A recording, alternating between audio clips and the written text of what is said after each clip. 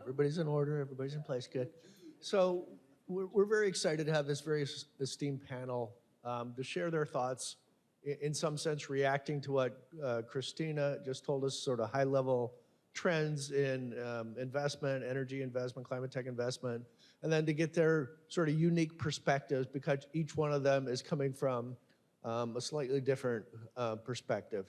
So I hope it's going to be very interesting for the startups in the room, for the students in the room, and anybody else, just to hear that there are a variety of types of investors who care and are active in climate tech, but each of them has sort of a niche of things that they're looking for. So if you're out seeking money, you need to understand that investors are different and how they're different and how that matches up with what you want to do, because you don't want to waste their time or your time. So if I could start on this end and work down, since we already heard from Christina, her background, just give a little background about yourself and your fund and what you invest, just loosely on what you invest in. We'll come back in deeper, but just broadly, who you are, what your fund does. Hi, everybody. Thanks for joining us today. I'm Kyle Teamey. I'm a managing partner with the Planetary Health Fund at RA Capital. RA Capital has been around about 20-some years, has about $10 billion of capital under management. Planetary Health Fund is relatively new.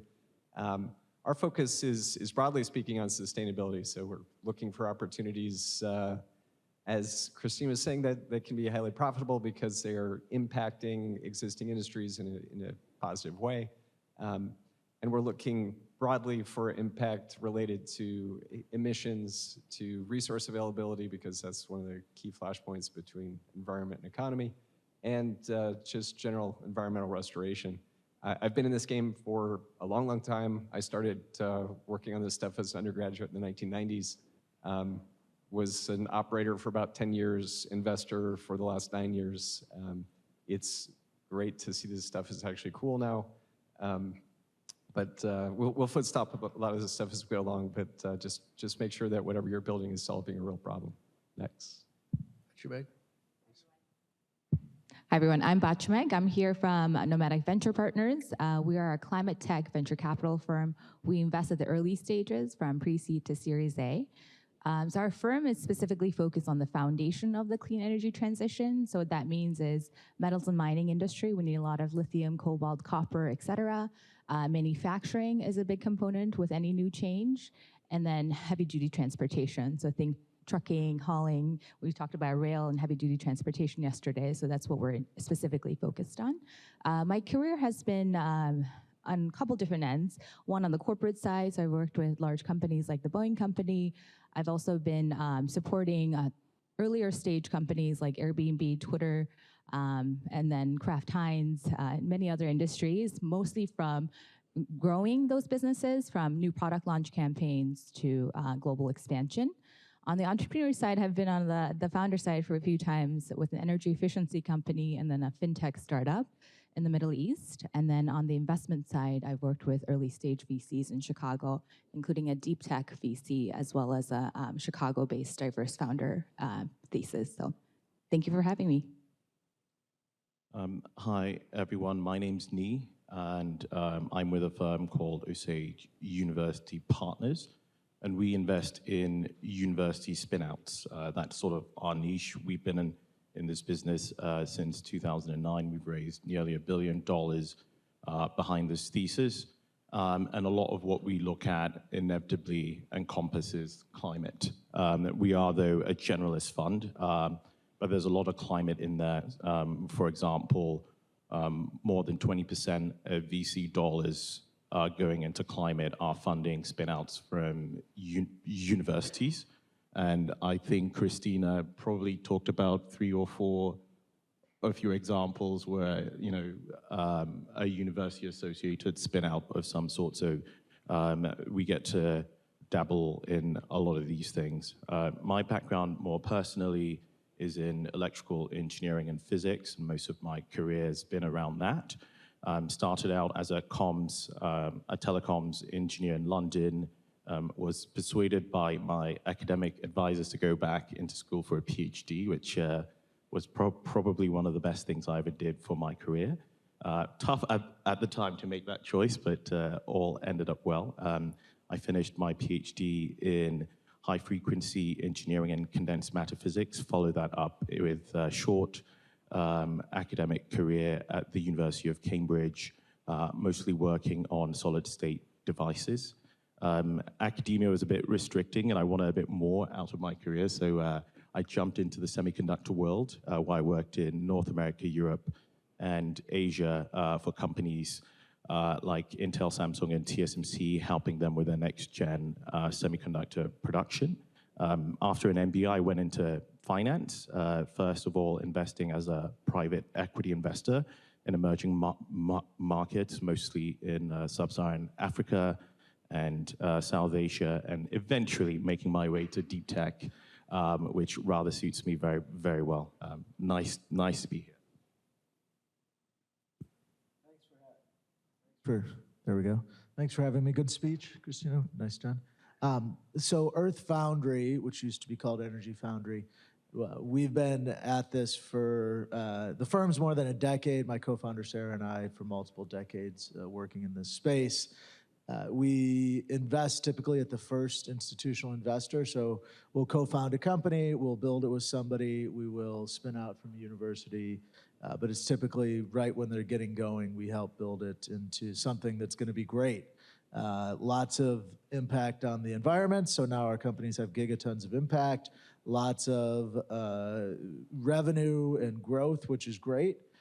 So you'll find the companies on the CleanTech 100 or other top lists, and then you'll find our firm on the top list. I think we won CleanTech Venture Firm of the Year last year. But it's on the back of the entrepreneurs and the innovations that are happening at great universities like CMU. And so we're looking for what are the best things that are coming out, or maybe things that don't appear the best but have great opportunities to be that, and work with folks to help build that. We're backed by a number of leading companies, so Exelon and Generac are some examples of partners, but you'll find across the spectrum they're financial partners of ours. And then we work with a lot of leading academics who are advisors and partners with ours. Bill Sanders, the dean of the engineering school, we spun one of his businesses out a number of years back, and he's been an advisor to us at various points. So just working across the spectrum to say, how do you take these science-based innovations that are really hard and imperfect with an imperfect team and people and make them great, and you put all the pieces together. One other thing about myself, because I was asked, I teach how do you commercialize science innovation at another school, University of Chicago, and there we take PhDs and MBAs and we work on how do we do that. And a number of years we've worked with Reed and with Carnegie Mellon here on working on business plans of how do we spin out businesses from the institution here. So great institution, and glad to be here and excited to work with you folks throughout the years. Thank you, everybody. So I'm hoping you get a sense of the diversity of types of investors. So some of these folks are, 4 of them are energy or climate specific. One is a generalist. Some of them get actively involved in helping to form companies. Some look for later stages. Some are like working on legacy industries in some sense. Batchimeg, do you want to talk a little bit in some sense about how you're different than the others in terms of your focus of? Yeah, I would definitely say we're a specialized fund. So we specialize in these heavy industries. To take mining, for example, they have not invested, the industry overall hasn't invested in R&D and innovation for a very long time. So even with existing technology, they're lagging. So how do we actually get them to leapfrog new innovation as well as work on new innovation that allows us to extract resources domestically in a clean, sustainable way? And I think that's kind of fascinating because you wouldn't necessarily think of mining as part of the climate transition, but peel the onion and it's essential to everything. So that's kind of fascinating. Jason, you want to talk a little bit about, sort of the breadth of things that you do? So it's not just energy, but it's water and agriculture, and like how do all those things come together in your mind? Like, what's the unifying theme? Yeah, so a lot of venture funds will take a thesis-driven approach. They'll say hydrogen's going to be big, and we're looking for great hydrogen deals. We actually take more of a fundamentalist approach, and so we look at every innovation that's out there, at least try to. So our team sits down. If something comes in the door, everyone on the team looks at it, probably 30 deals a week. We look at to try and find, is this one going to be novel and be really disruptive to an industry? It could be mining, it could be water, it could be agriculture. It's in the clean tech spectrum, though. I'm not going to do an AI or digital type of deal that we have no idea about. And so we're looking for, can this be transformative to that industry? Typically, we're attacking an existing industry like Schneider Electric's old circuit panels that they have in the building, and Span is one that we backed the first check, and they are disrupting that whole market, but it actually creates a home microgrid as an example. And that wasn't an area that was really focused on at that time. So we're looking for what are the fundamental disruptions and less into the trends. Thank you, Jason. So, of course, all of you are looking for financial return, but Christina, it seems like you have another filter of like, what's the carbon impact of the investment? Do you want to dive a little deeper into that and like how that serves as a screen for what you even consider looking at? Yeah, that's right. I mean, we have 2 bars. Is this on? Oh yeah, All I right. forgot you had Yeah, that. no, Okay. you're good. We have 2 bars. Thank you. Will this generate large financial returns? And we do an internal model, related to that. This is roughly going to be $1 billion company if it works and scales. And also, is this, potentially going to be one of the, call it 200 companies that are the like large companies in this like mid-journey version of like the remade world, right? Like ideally, each of those is tackling, 1/100th or plus minus of emissions globally. So we think about it in both ways. Thank you. Our view is a little different because our companies don't have to be one of those 1 to 200. And if you look at the chart you had up there, how many IPOs versus how many acquisitions, we approach it is can this be a strategic acquisition that has sizable outcomes? And then if they can switch to an IPO, well, great. Then we'll work on getting them funded in that direction, which is different than a lot of venture funds as well. Thanks for jumping in on that. Appreciate it. Kyle, I think RA Capital is kind of fascinating in how it has started with sort of a human health kind of focus and then shifted to planetary health. You want to tell that story and then like how you personally became involved with that fund and these things came together? Yeah, so R8 Capital goes back to early 2000s and really was originally focused entirely on biotech and life sciences. But the founders set about with a mission of enhancing and improving human well-being. That's was always the ethos. That was what they were always pursuing. 4 or 5 years ago, they started looking at the evidence and saying, 9 million people die from pollution every year, right? And that's not very well known, but it's very well documented, like 9 million deaths every year. If you looked at that as a disease, if you looked at that as violence, people would be freaking out. You'd have demonstrations. You'd have all sorts of people saying we need to make a change here, but it's largely ignored. And things have gotten better over time, of course, but that's still millions of people dying every year from air pollution, water pollution, different forms of pollution. And as a firm focused on human well-being, that was kind of a shock when they came across the epidemiological evidence. The next piece was kind of coming to the point of saying, we're pretty close to curing cancer. Like a lot of cancers, there's actually techniques that you can have high survivability rates now. Like that's an area that's gotten better and better and better over time. It's been a very big focus of the firm. And they said, well, we cure cancer, but civilization sucks. What's the point, right? You can live to be 120, but life sucks. Why would you want to do that, right? And so they, zooming out on these societal issues, they became more and more interested in approaching that. The firm is we like to refer to ourselves as evidence-based investors. So basically a bunch of nerds. And so there's a lot of effort put into mapping out technologies, mapping out markets, really getting a deep understanding of different areas we invest. That had always been done in different areas, again, with healthcare. It was something, actually, Bridget O'Brien, who co-leads the fund with me, we had done that previously in our careers. We worked together at InQtel. Later, I was at Breakthrough Energy Ventures, and she was at BHP leading the CVC, but we kept on collaborating. And we would do kind of miniature versions of these detailed market maps. And when we saw what they were doing in RA, we thought it was really cool. And it's an approach we think is important, kind of going back to what some of the other panelists were saying. You really need to get into the weeds here and understand what's going on, understand how you're going to have, how you're going to impact things from an economic perspective such that your product or service will get adopted so that you can actually have some impact. And I think the final point that I really liked about the firm and kind of vibes with my approach, most of the great exits and like really impactful companies of the last 20 years really haven't invented much. And that's, I think, very important for technologists to understand. Technology is something you use as a lever. Technology is something used to accomplish something in a marketplace. It's almost always like 80, 90% of the time, best business model, best execution that wins, right? Use your technology to accentuate those things. Don't just build it and expect the customers to come. And that's an approach RA has always had. That was my experience as an entrepreneur, so it fit together well. Thank you.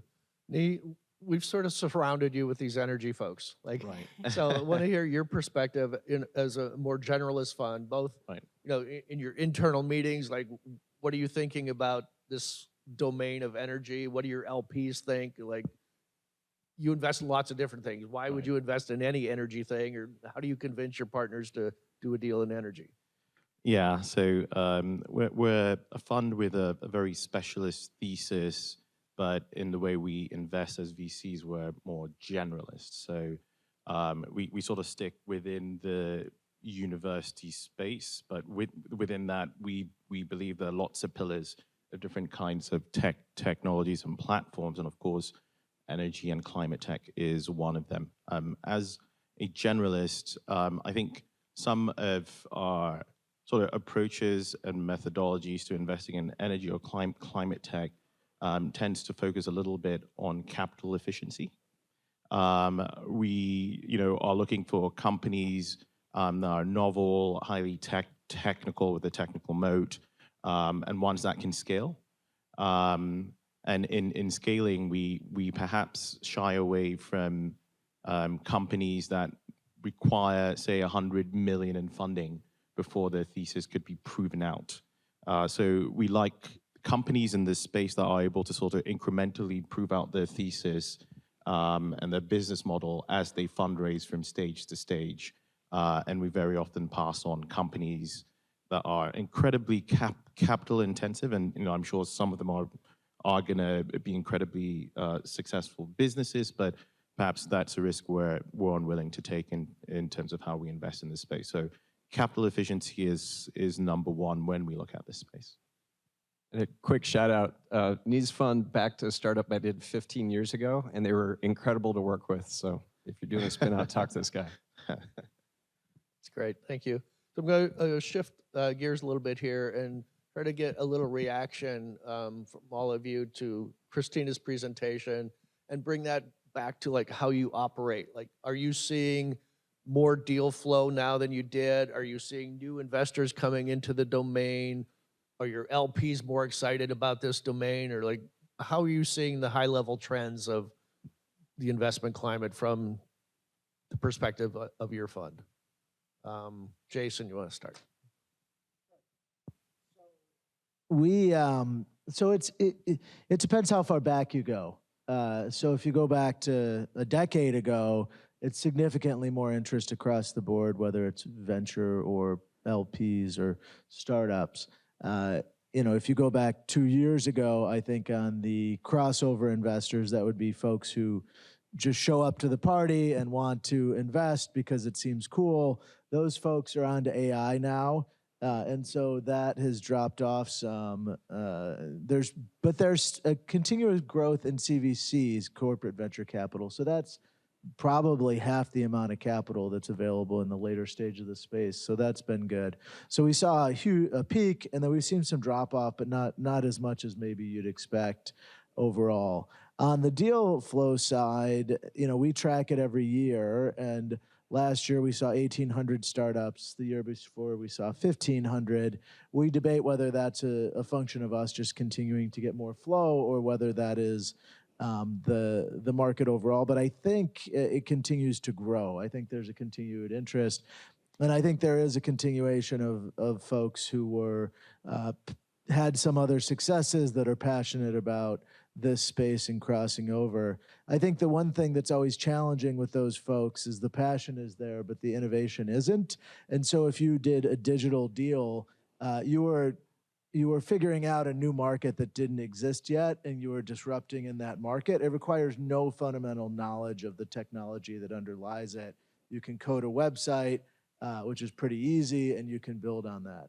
When you're working in this energy, climate, all these spaces, it requires a fundamental knowledge of that. So you usually have to have a PhD or at least a master's degree in the space, or come out of the company that you're going to disrupt and have some fundamental knowledge.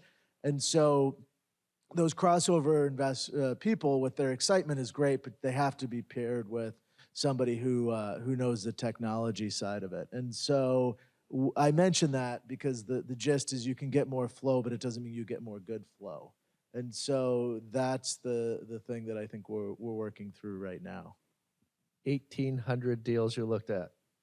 Yeah, that's why I said every week. How many did you invest in? Our goal is to a half dozen, 6.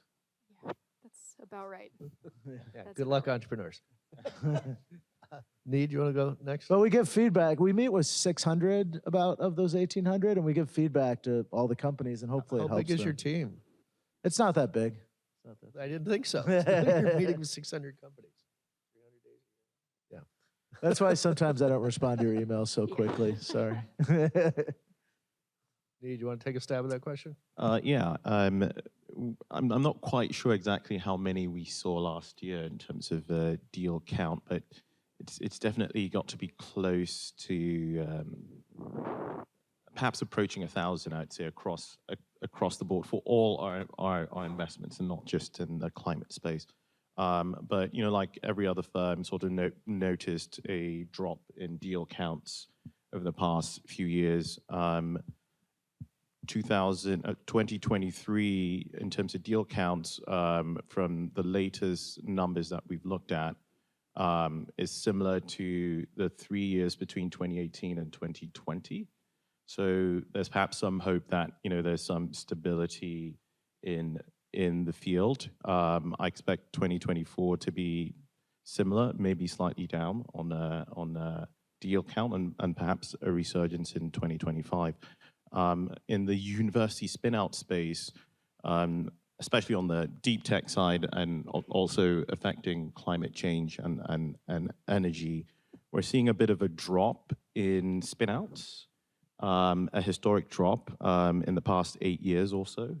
And it's very hard to explain, but my working thesis for that is, in the boom years around 2021, anyone with an idea that was incubated was sort of rushing to push it out when there was funding.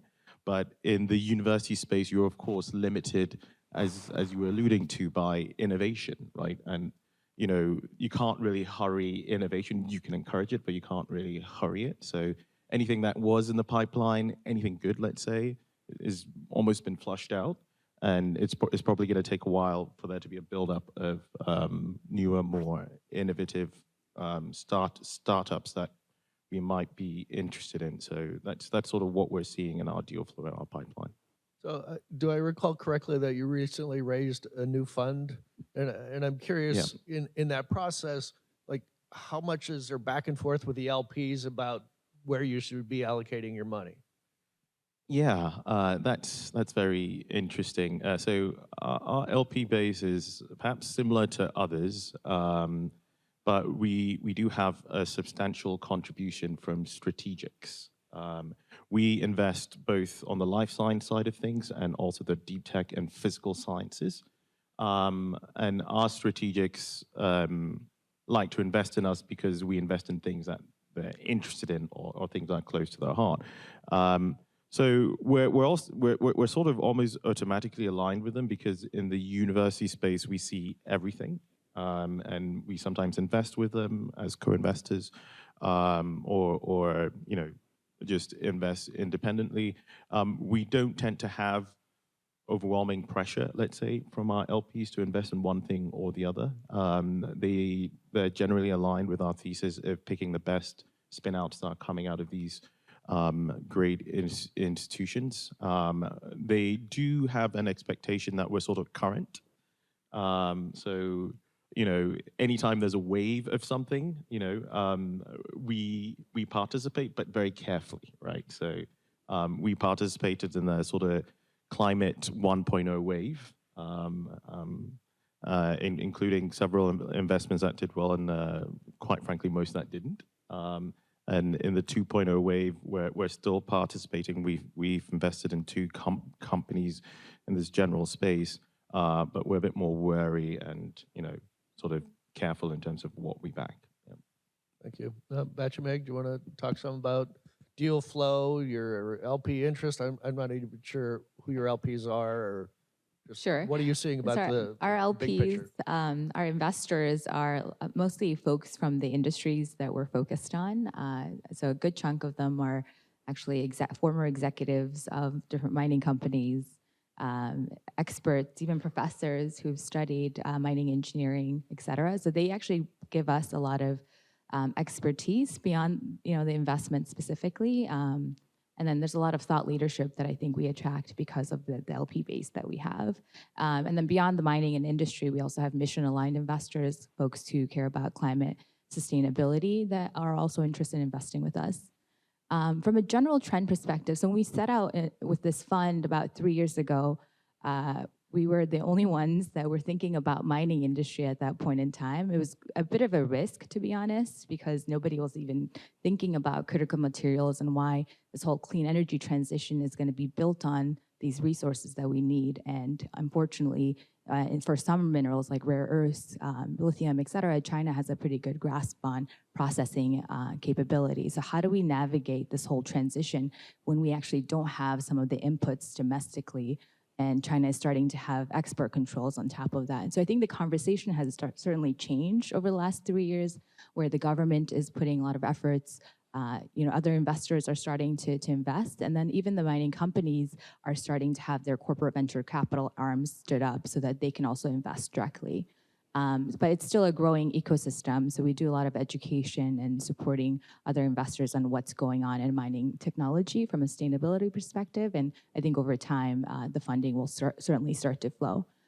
Another thing I've been noticing is actually not domestically, but internationally, emerging markets are starting to pay attention into in the innovation ecosystem, starting to form their own sovereign wealth funds with a venture capability to ultimately invest in the startups that are being incubated from countries like Kazakhstan and Mongolia, et cetera. And so I think there's certainly an opportunity to expand investments more globally.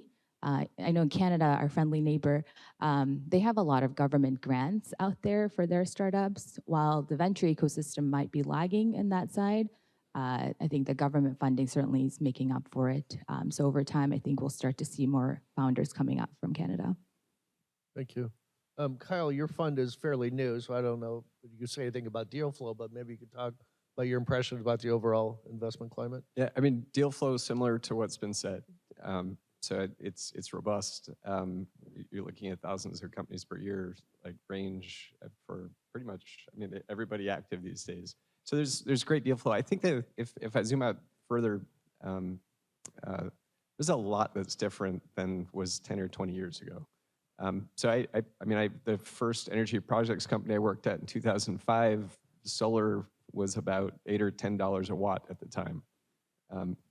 Now it's like 25, 35 cents a watt when you buy the panels. So the economics have entirely changed. When you're in a position where, as the chart Christina put up is showing that you've got the lowest cost of energy is renewables, it just changes the entire playing field. And you know, there's complaints, there's headlines recently that electric vehicles have slowed down, and then you look at the numbers, and it's like, okay, it's only doubling every 3 years now instead of doubling every 2 years. So the rate of underlying growth is still insane. Like, these are insanely fast-growing markets, which is really cool. And so it's the macro picture has changed dramatically. You have a lot more venture capital involved because there's a lot more industries involved. There's private equity involved now. There's public markets involved now.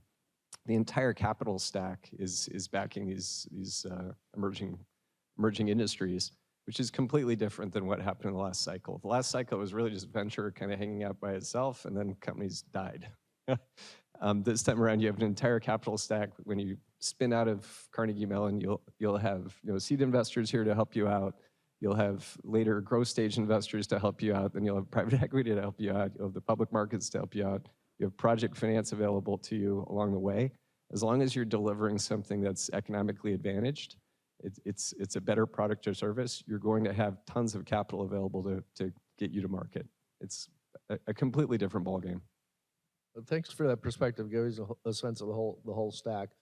Christina, I'm going to give you the option to either continue on this thread, like big picture, you already sort of covered that, or help us transition to talking about how the big picture has changed because of the Inflation Reduction Act and the bipartisan infrastructure bill and so on, like tons of new federal money coming in. How's that changing the landscape? Yeah, absolutely. I mean, frankly, given what's happening with election politics over the last couple of weeks, that DOE money is going out faster than ever before. So last week, a lot of our companies heard a lot of good news.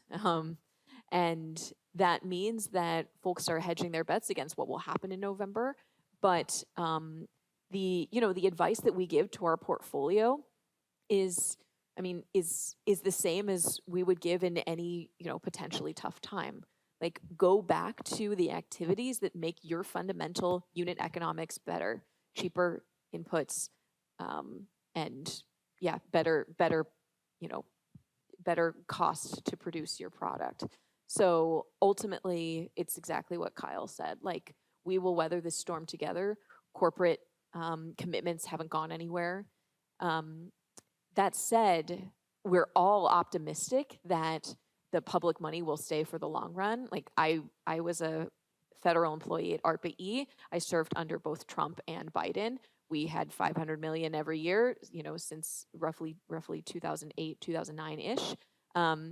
And yeah, I mean, research often gets, strong public support from both sides of the political aisle. And so the idea is to fund things that are good for everybody in the nation, right? Many of the pilot projects and demonstration projects are in West Virginia, right? They're in states that are helping, essentially bring appropriate work and appropriate labor and trained labor to these manufacturing issues. So I think that there's a lot to like for everybody.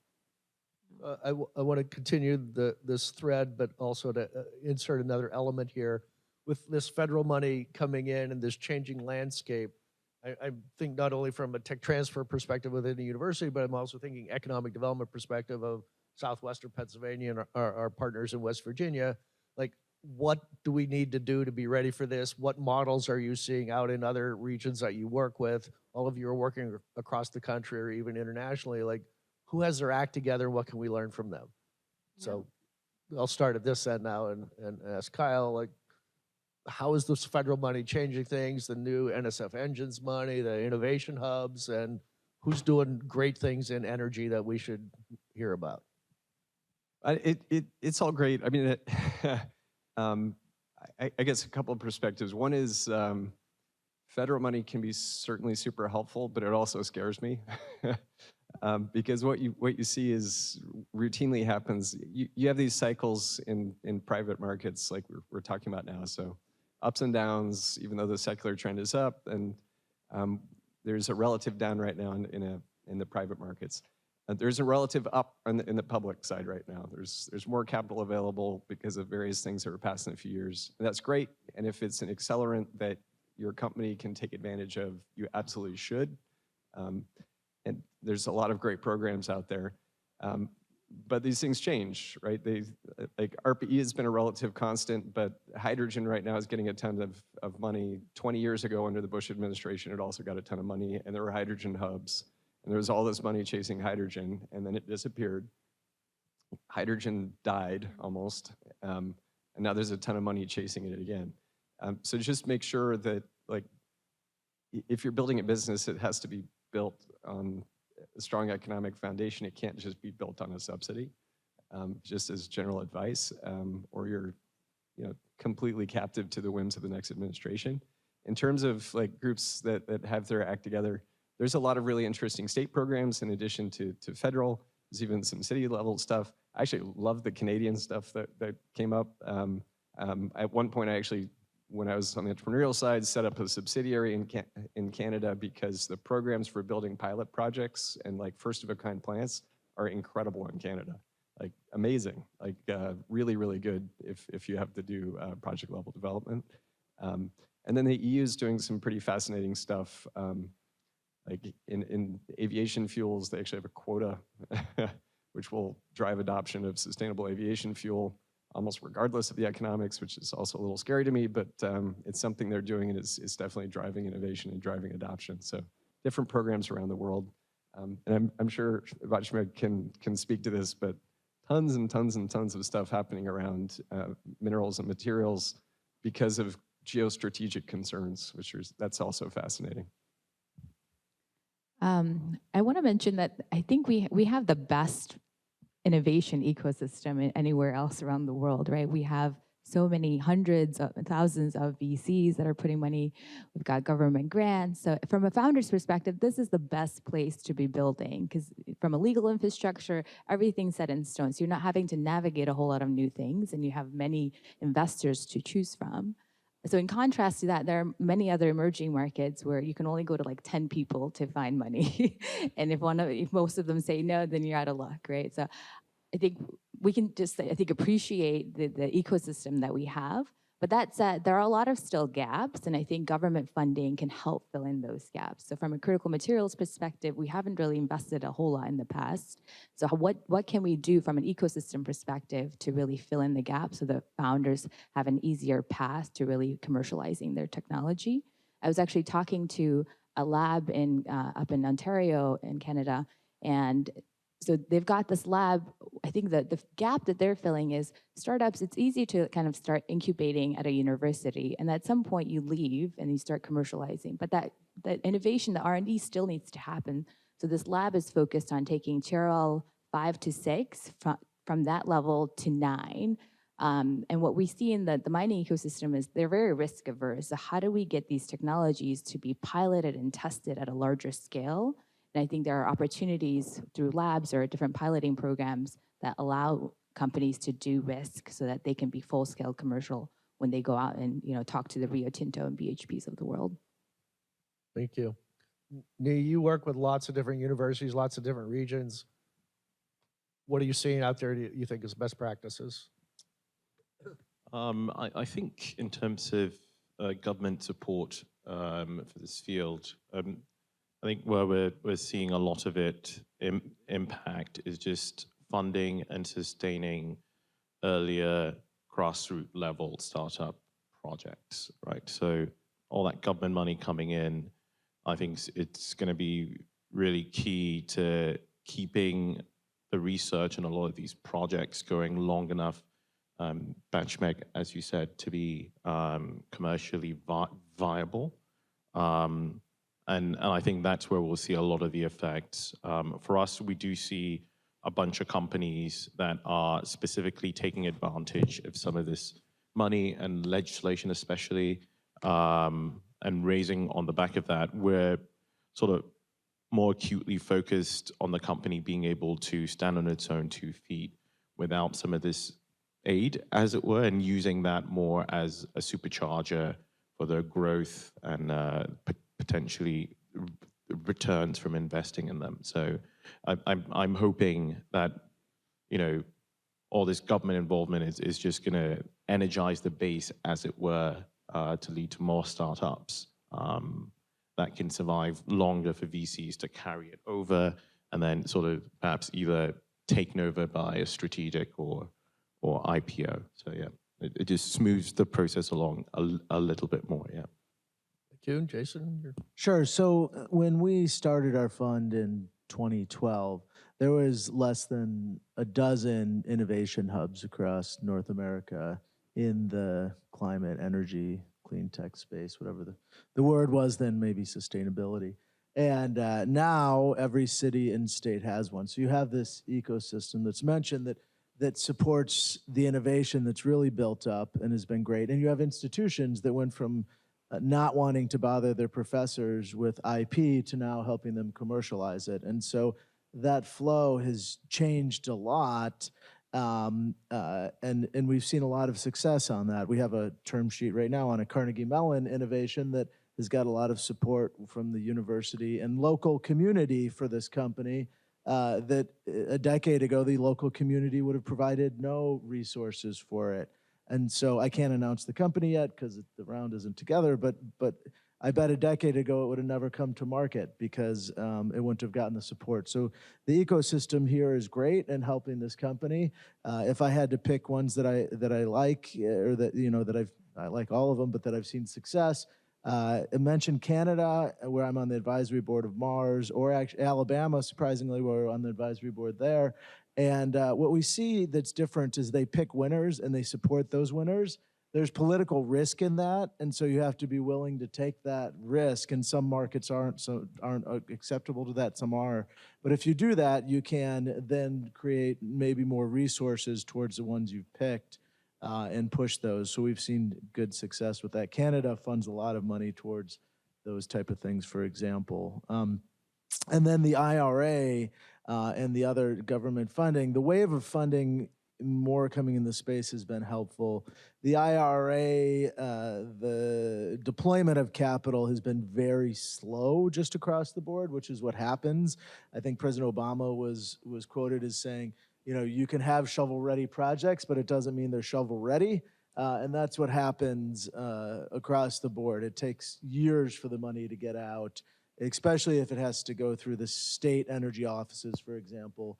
In some states, they will get their $100 or $500 million check, and they are underwater in their Treasury Department, so they will never put it out until they're forced to. It will sit offsetting the debts that the state has, and they'll never get it out. So it just doesn't flow like you'd think it would on that day. So it's a nice to have, but it hasn't, at least we haven't seen it be like incrementally change the market. Just to add a couple of best practices from our portfolio. So one, much of this federal money is actually earmarked to be spent at the local, municipal, or state level. And so if you're a startup that wants to do a pilot with a potential sticky customer, working with the local municipal, like Department of Transportation or Department of, you know, whatever it is to pilot your thing, and you go and you say, hey, like, we'll write this proposal and we'll bring in this federal money. You don't have to do the work. And then we all get money to do this project together. So very tactically, if you're approaching local governments, that's really helpful. The second example is, you know, it basically works the same with corporates. So for example, our geothermal company, Zanskar, starting a collaboration with a company that makes copper in the United States, and having geothermal heat would increase the amount of copper that they're able to extract. And that's, you know, essentially a partnership where the government's bringing in half the money for that project. And so that decreases the equity dollars you have to use. And, you know, even if that grant doesn't come through, that's a project that then, you know, they've scoped out what would be the milestones, and you can decide how to right size it for equity dollars. But it brings, when the money is granted, it brings parties to the table that otherwise would say, sorry, my balance sheet is too different from, you know, what you want to do. And so it enables new commercial traction. Thank you all. I see Daniel standing up, which means it's audience question time. Yeah, thank you for a great panel discussion thus far. We would love to hear from the audience. As per tradition, you know what I'm going to say. Are there any students in the room that would like to ask the first question? If not, we will open it up to the entire audience.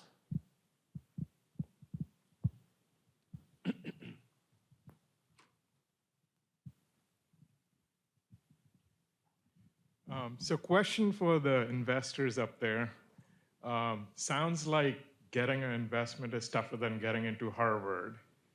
So can you give kind of guidance to entrepreneurs on what makes the cut in terms of at least warranting a second look? Because some of this could be people don't understand how exactly to position their companies.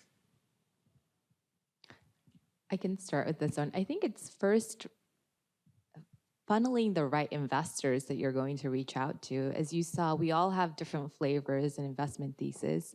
So depending on what you're working on, you want to talk to the right investors who would actually understand the opportunity, and hopefully it's actually part of their thesis. And I'll add to that, it's largely a numbers game, right? So if you are hearing from us that your odds of getting investment are single-digit percentage or lower, you need to talk to a lot of investors. And it's also helpful because it'll help you hone your pitch and get better over time. So make sure you're talking to lots of, definitely target, as Batchimeg said, but also talk to lots and lots of folks. We're all financial investors, but there's a whole universe of different kinds of investors. There's strategic investors, there's family offices, it goes on and on and on. So have a broad aperture on that because of the numbers game. And then there's just basics that I think you've heard from all of us is have something that actually has economic value. Have something that like people actually want to buy. And just make sure you have those basics to begin with. So what I would say is typically investors are looking for either team, technology, or market. And so some people want like a really shiny object team, like, oh, this is the best person ever. And so that's why I'm backing them. But the other two might be a little off. Some people are saying, I want the technology better. And so X number of times better. And some will say, I want a market that is growing significantly and you need to be in that market. But what I would suggest, figure where you are in those lexicons, but also benchmark. Like if you are at doing green hydrogen that was mentioned, if you can do it at $1 a kilogram, you're gonna have a whole bunch of interest. If you're doing it $7 or $8 and you're like, and I get a $3 credit that gets me to $5, you're gonna have no interest, so go do something else. Or figure out how to get it to $1 and spend time on that. And don't benchmark yourself against what exists today. You have to benchmark yourself against the future projections because that's where the market's headed. And so whether it's the technology, whether it's the team, whether it's the market, the only way that we're interested, at least our firm, is if you are superior in the future state of your company and you have a roadmap on how you get there. We are technology first, so if your team isn't so it doesn't have the best pedigree, that's okay. If the market isn't, the one that everyone wants to be in, that's okay. We're technology first. But some people are team first. So if you don't have the right team that they want, put the ornaments on the Christmas tree. Go get the advisor that looks cool and bolt them on. Go do the things that make you successful in that way. And so you really have to step back and say, how do I win? And what pieces do I need to do that? Because you're a sports team. You're not a communal organization. And so you need to swap out your players to have the right people on the field to win the game. And taking that view will significantly increase your potential of having a successful, at least investment. It doesn't mean outcome, because that's the beginning of the journey. Hey, good morning. I mean, I guess I'll just add, that's a great framing. And overall, we're a little bit team first. So I talked about some of our investment criteria already, and there's nothing like, well, interning at a VC or working at someone else's startup to learn what relentless execution looks like. And so I would say that that experience can be really helpful to be able to start showing the signs of what, what fabulous startups look like. Yeah, I think at our firm, depending on who you speak to, it might be team first or it might be technology first. I think we bias a little bit towards team, but as someone who spent a lot of time in technical companies trying to commercialize technical innovations, I lean a little bit more towards technology. And there I'm just looking for really outstanding technologies that are able to just be the best in the market, and be the best economically as well, right? So especially in this field, always looking at the capital efficiency. Want to make sure you come out and you're not just the most highly performant, but also affordable and cheapest option. So you just win out and out on performance and economics. And the team, we could sort of work with you to make sure you have the right team in place, or you're putting the right people around you. So yeah, that's what we look at. Great. We unfortunately only have time for one last question, and it is right over here at this table. Hey, good morning. Kind of a two-parter, so I'll keep it quick. About climate risks, how do you weigh these and when you're making your assessments and your criteria about how to invest? And then how do you recommend reporting out transparent climate risks without maybe losing customers to other players or losing access to capital? Thanks.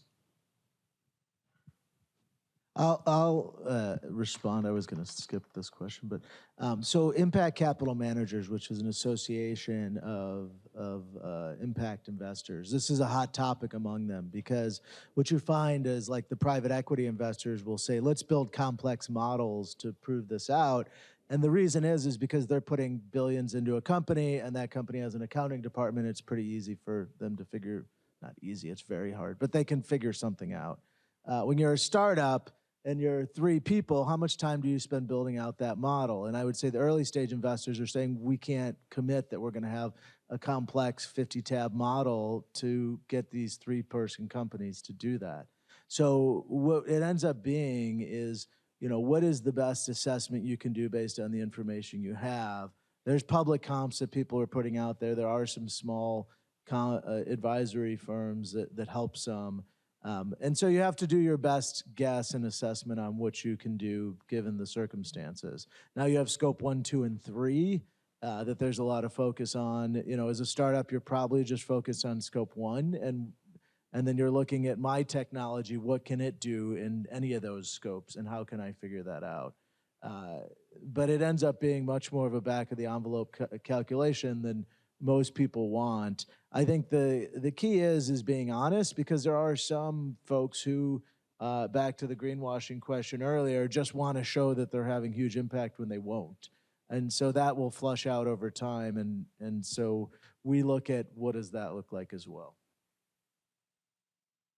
I'll take a different view of this question. So we have very specific industry focus. We actually read their sustainability reports. We try to understand what their climate risks are. So if it's a large mining company, what are some risks that they're outlining, so that when we're going out and looking for new innovation, we're looking for solutions to those potential challenges so that they can build with resiliency in mind. So if you think about potential dam failures or tailing dam failures, what are some technologies that we can deploy to avoid situations like that in the future? Wonderful. Kyle, if you have one last note you want to add. I guess another view, right? We actually don't take into account, does this have a greater climate impact than that other thing, right? As long as it has an impact, we're interested. What we do take into account every time is, do we believe this product or service will be adopted? Do we think people will actually buy this? Because without that, you will never see any impact. There will be zero impact from whatever you're developing. So just make sure that's like a first thought. It's great to chase the most impactful areas, but if your concept for that is, as was previously mentioned, is out of the market, can't compete economically, it doesn't matter. And then there's a billion ways to report this stuff, as been alluded to as well. We try to keep that really simple. And honestly, like a lot of our investors just don't care. They really don't care about the impact reporting. What they care about is that companies are successful, companies make money, which means there's capital flowing back to them, which means capital flows back into the space, and then the flywheel grows over time, and more companies can have more and more impact. The people who do care, that we can go in the weeds, way in the weeds on how you report stuff, but it's just, I will foot stomp again and again the economic lens. Make sure you make money or nothing else is gonna matter. Thanks. Reed, you've done a phenomenal job moderating this panel. I want to give you 30 seconds if you want to close out with any parting words before we give you all a very great ovation. I'll just want to join you in thanking the panel. I think they bring a lot of different perspectives, a lot of experience, and I hope it's useful for everybody. So thank you all for coming in and appreciate you. So round of applause for our panel.